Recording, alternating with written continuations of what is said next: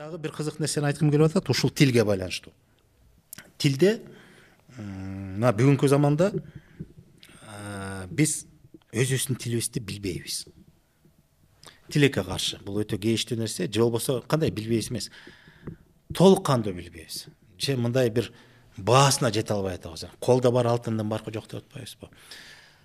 Жазууга байланыштуу тилдин өзгөчөлүгүн дагы айткым келип атат. Биздин жазуулардын бир өзгөчөлүгү кыргыздын жазуусу. Буну айтпаса болбойт. Бул жерде өтө кызык маселе бар. Мисалы, жана мен айтпадымбы, кыргыздын өзүнүн байыркы жазуусу, илимде шарттуу түрдө Орхон Энисе жазуусу деп аталып. Ошол жазууларда окумуштар жазуу эрежесин иштеп чыгышты. Иштеп дегенде кандай? Өзү ойлоп тапкан жок. Таш эстеликтердеги жазууларды карап чечмелеп отуруп, анан бир өзгөчөлүк байкалды да. Ал жерде кээ бир үнсүз тыбыштар эки бөлөк жазылат. Үндүүлөр бир эле жазылат. Мисалы, азыркы замандын жакшы мисалы мына арабика деп коелучу, араб жазуусу. Араб араби деп коебуз го.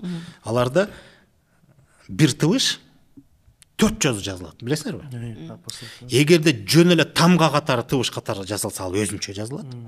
Эгерде сүйлөмдүн, сөздүн башында болсо ал бир жазылат.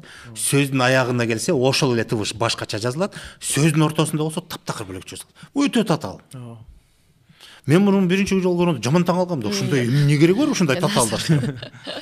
Өзүм оюмда ошо эмелерди эстеп атам да. Негизи мындай түшүнүп атасыздар да. Эми кыргыз тилинде ушул сыңарындай, бирок башкачараак. Биздики үнсүз тамгалар экиден жазылат. Ал сүйлөмдүн сөздүн башында, аягында, ортосунда эмес. Анын өзгөчөлүгү ал үндүүлөргө жараша. Үндүүлөргө жараша. Мисалы, ошондон улам биз жазуу эрежеси окумуштуулар иштеп чыкты.